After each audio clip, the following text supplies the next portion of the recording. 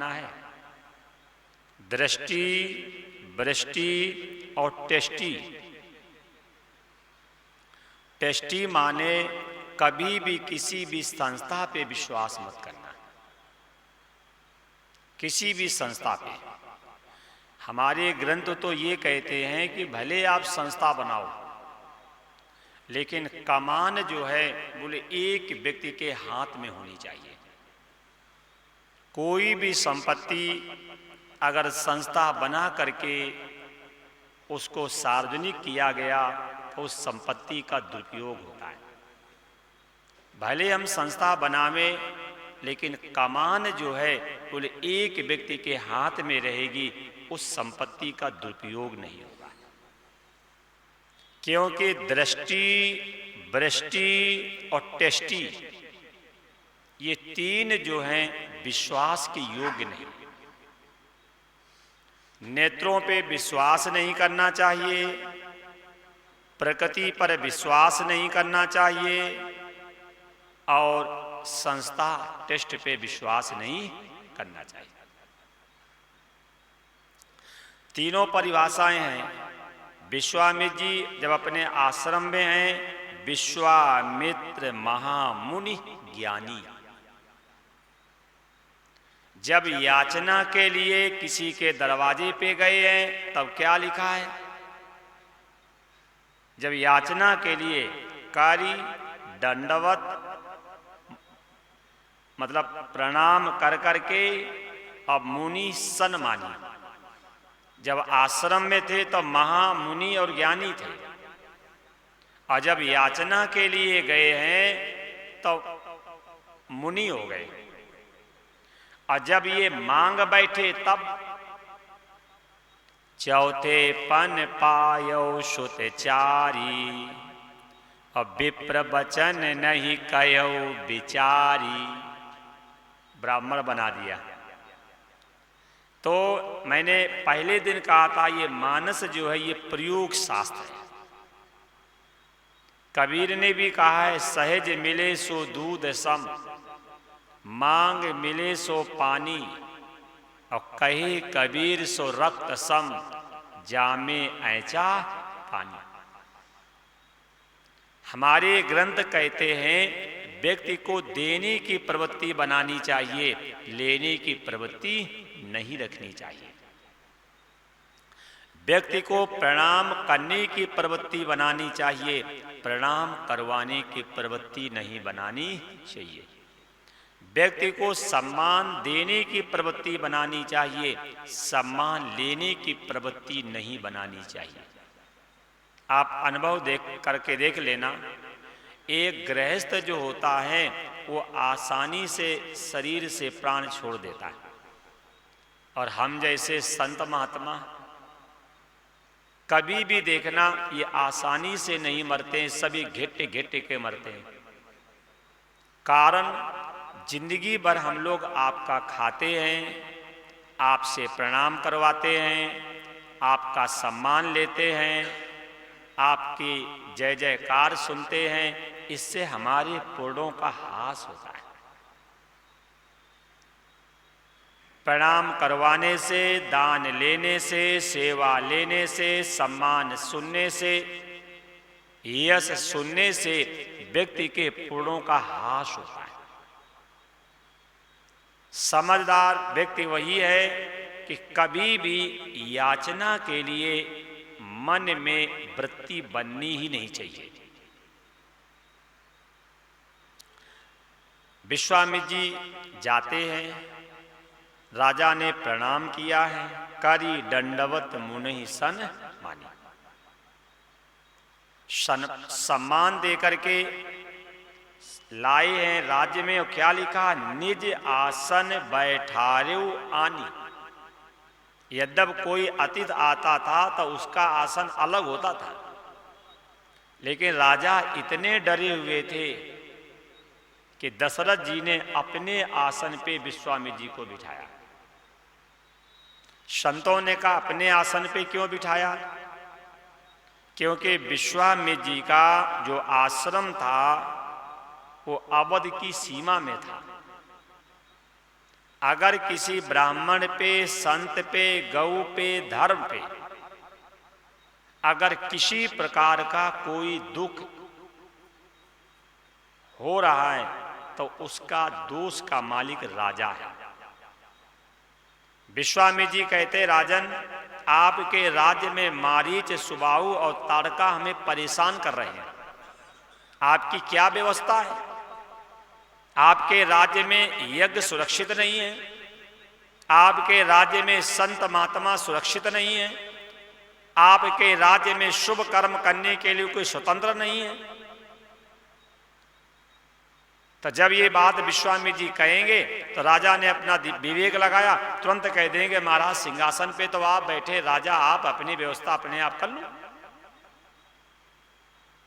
आप देखो तो पहले के राजा कितने समझदार होते थे।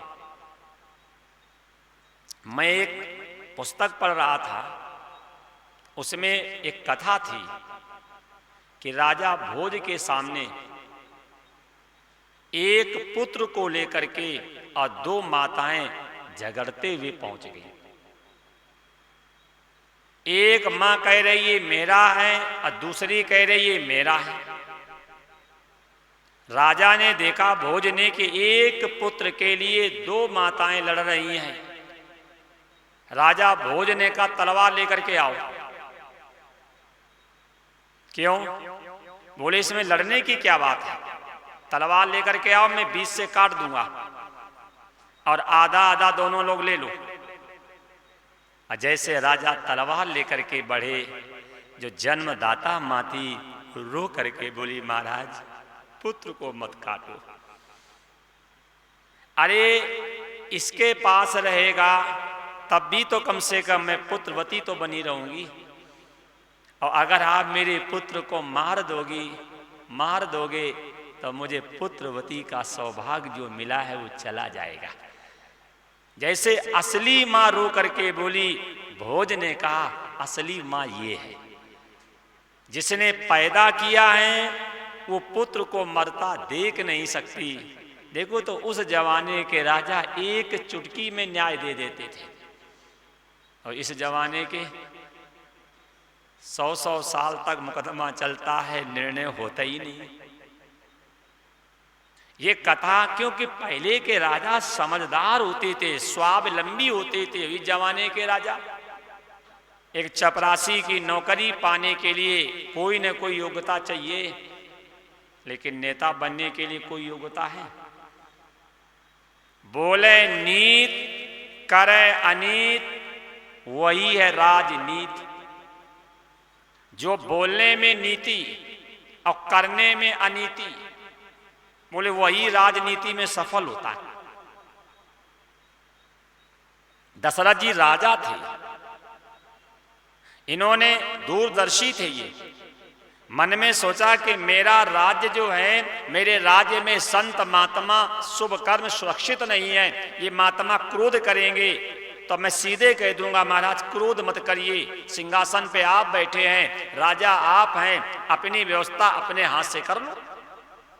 वही लिखा, निज आसन बैठारेऊ आनी, अपने आसन पे दशरथ जी ने बिठाया। आसन देने के बाद चरण धोए हैं, भोजन करवाया है, दोपहर में थोड़ा विश्राम करवाया है, और विश्राम से जब उठे हैं तो राजा डरते डरते विश्वामित्र जी के पास गए, क्योंकि राजा को डर था ये महात्मा अकस्मात घर में आए, कोई न कोई कारण है। अकस्मात आपके घर में कलेक्टर आ जाए तो आप भी तो सोचोगे आया क्यों, कारण क्या है, बिना सूचना के बिना उत्सव के अकस्मात आया क्यों। राजा ने हाथ जोड़ करके कहा, महाराज आप जैसे संतों का घर में आना बड़ा सौभाग्य है। कहते भी हैं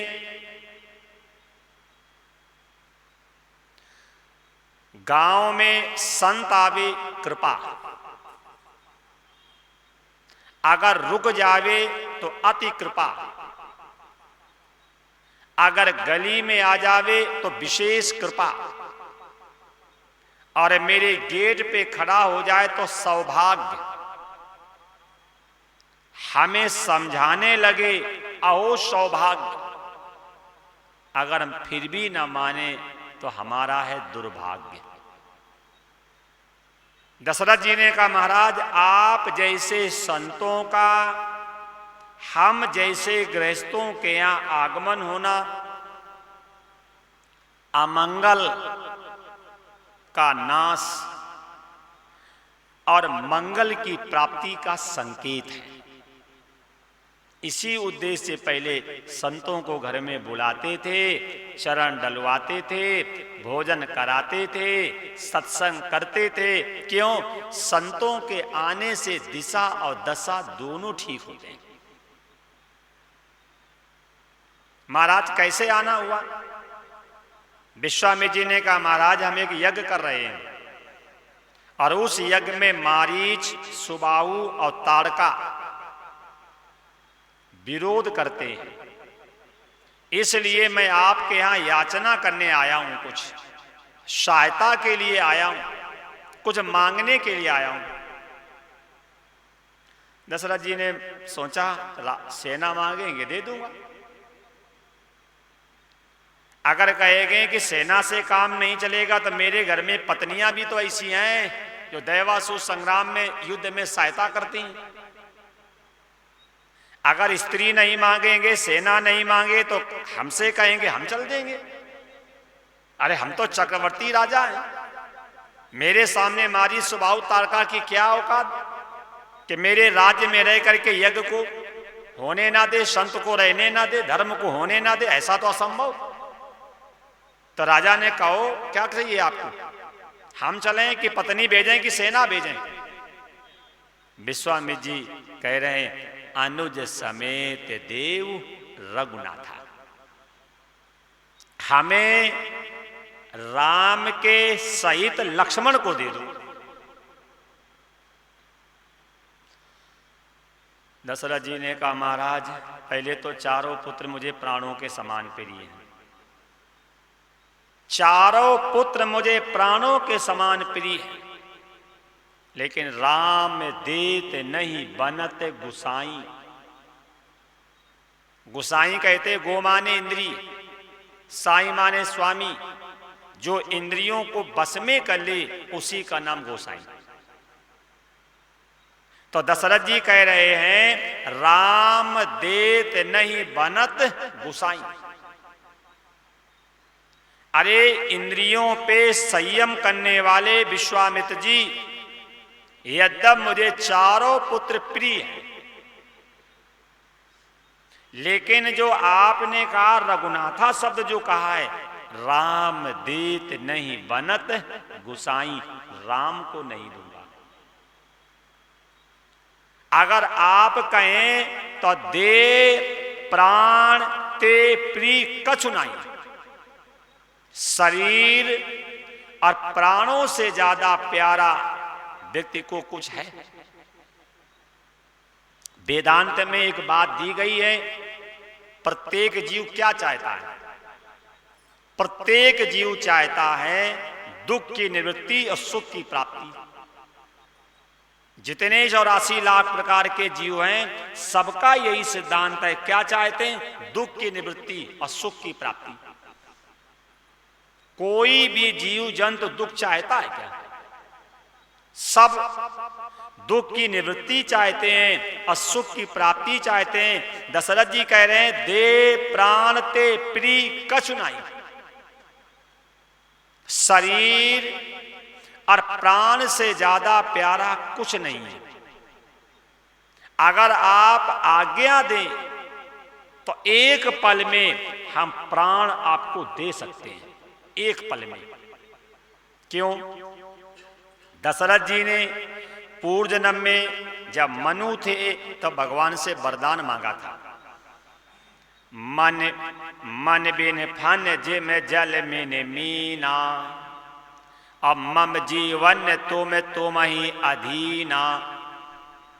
जैसे मणियाला सर्प मणि को छोड़ करके रह नहीं सकता, मछली जल को छोड़ करके रह नहीं सकती, ऐसे हम आपके वियोग में जी ना सके। ये राजा ने वरदान मांगा था कि मन बिन फन जिम जल मिन मीना, अब मम जीवन तुम तुम्हीं अधीना। जैसे सर्प मणि के अधीन है, मछली जल के अधीन है, ऐसे मेरा जीवन आपके अधीन है। ये वरदान मांगा था कि आपके विरह में हम रह न सके। साब कह दिया दे प्राण ते प्री कछु नाई, आप कहें तो एक पल में मैं प्राण दे सकता हूं, राम को नहीं दूंगा। जैसे कहा राम को नहीं दूंगा, वशिष्ठ जी ने मन में सोचा बात बिगड़ जाएगी, बात बिगड़ जाएगी, क्योंकि ये महात्मा जो हैं बड़े क्रोधी हैं। कल कथा सुन रहे थे, नंदिनी के चक्कर में, नंदिनी की सेवा के चक्कर में इन्होंने गाय को लिया है, गाय से विवाद हुआ है, अंत में ये ब्रह्म तेज के सामने हारे हैं। तब का धिग बलम क्षत्रिय बलम, तो इन्होंने तब किया है कि हम ब्रह्मर्षि बनेंगे। अब ब्रह्मर्षि की पदवी जो है वशिष्ठ जी देते थे, वशिष्ठ जी ने आशीर्वाद दिया नहीं है। क्रोध में आकर के इन्होंने उनके 100 पुत्र मार दिए थे। और दूसरी बार जब अयोध्या में गए हैं, तब इन्होंने राजा हरिश्चंद्र को शमशान पे कफन बिनवाए। और आज ये महात्मा तीसरी बार अयोध्या में आए हैं। वशिष्ठ जी मन में सोच रहे हैं, जब पहली बार आए थे तो हमारे 100 पुत्र मार गए थे, और जब दूसरी बार आए थे तो हमारे शिष्य को हरिश्चंद्र को शमशान पे कफन बिनवा दिए थे। ये बाबा जी तीसरी बार आए, ये बाबा तीसरी बार आए हैं। तब मानस में लिखा है, तब वशिष्ठ बहुविध समझावा, और नृप संदेह नाश कही पावा। वशिष्ठ जी ने राजा को बुलाया है, तब वशिष्ठ बहुविध नाना प्रकार से समझाए दशरथ जी को। रोने का समय नहीं है, ये बाबा बड़े गुस्सैल हैं। एक बार आए थे मेरे 100 पुत्र मार गए थे, दूसरी बार आए थे तुम्हारे पितरों को शमशान पे कफन बिनवा दिए थे, ये बाबा जी तीसरी बार आए। अगर सुरक्षित रहना चाहते हो, अवध को सही रखना चाहते हो, प्रजा को सही रखना चाहते हो, तो राम को दे दो। दशरथ जी ने कहा, गुरुदेव मैं प्राण दे सकता हूं, राम को नहीं दे सकता। मैं प्राण देने को तैयार हूं, राम को देने को राम देत नहीं बनत गुसाई। वशिष्ठ जी ने मन में सोचा, ये सूरवंशी है, प्राण जाई पर वचन। जब कह रहे मेरा प्रण है कि मैं प्राण दे सकता हूं, राम नहीं दूंगा, चाहे कुछ भी हो जाए, चाहे मुझे मार दें, चाहे अवध का नाश कर दें, चाहे प्रजा का नाश कर दें। वशिष्ठ जी ने मन में सोचा, अगर आज हम विश्वामित्र जी की ओर नहीं बोलेंगे तो विश्वामित्र जी सोचेंगे पिछला मुझसे बैर निभा रहे हैं। उसी समय वशिष्ठ जी ने समझाया, अगर आप अपने राम को दे दोगे तो इसी नाते इनका विवाह हो जाएगा। कोई भी क्षत्रिय अपनी बेटी आपको देने को तैयार नहीं है, क्योंकि आपने श्रवण कुमार वैश्य को मारा था, और सभी क्षत्रियों ने प्रतिज्ञा की थी कि कोई भी क्षत्रिय अपनी कन्या दशरथ जी को नहीं देगा। और अगर राम को दे दोगे तो इसी नाते विवाह हो जाएगा, और नहीं दोगे तो चारों के चारों बच्चे कुमारे रहेंगे। कोई भी क्षत्रिय अपनी बेटी तुम्हारे वंश में देगा नहीं। देखो ये नियम है, चक्रवर्ती राजा हैं। और वशिष्ठ जी कह रहे हैं कि कोई भी क्षत्रिय अपनी बेटी आपको नहीं देगा। क्यों? क्योंकि आपने एक ब्रह्मचारी की हत्या की है। जब विवाह का प्रलोभन दिया है तो राजा को थोड़ा धैर्य बना है। राजा ने राम लक्ष्मण को बुलाया है और बुला करके कहा, राम घर जाओ, माता जी से आज्ञा ले आओ और संत सेवा के लिए जाओ। पिताजी ने आज्ञा दी है। दोनों भाई अंतापुर में गए हैं, तीनों माताओं से आज्ञा ली है, प्रणाम किया है और संत सेवा के लिए चल पड़े। और जब संत की सेवा के लिए चले हैं तो तीनों माताएं गेट पे आई हैं और विश्वामित्र जी को देख करके कहा है, राम आप संत सेवा में जा रहे हो। सेवा करना बहुत सरल नहीं है।